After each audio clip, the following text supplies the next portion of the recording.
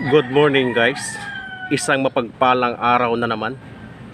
Ito ang isang halamang gamot na ipapakita ko na naman sa inyo. Ang tawag nito ay atis. Sa English ay tinatawag na sugar apple. Ito ay madalas tumubo sa tropical na klima gaya ng Pilipinas.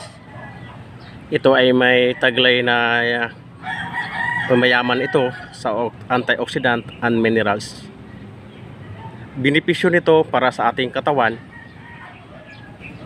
Ang dahon, balat at ugat nito ay pwedeng pakuluan, inumin para sa may sakit or may lagnat. Ang bunga naman ito ay pwedeng kainin. At ang buto nito ay pwedeng durugin, lagyan ng langis, pwede gawing pampahid o kaya pampunas sa katawan o kaya pwede gawing panghilot. Maaari din itong gamitin ang buto nito para sa mga pwede pang disinfectant sa may mga sugat.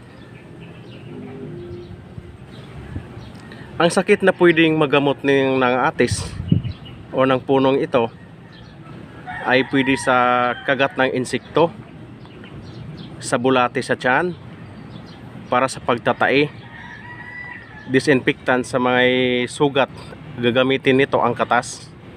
Sa may diabetes, lalo na sa may hika, arthritis, para sa mga babae na magiging regular ang kanilang regla, pakuluan lang ang dahon nito at saka inumin o kaya gawing tea. Para sa may kolesterol o kaya sa hypertension.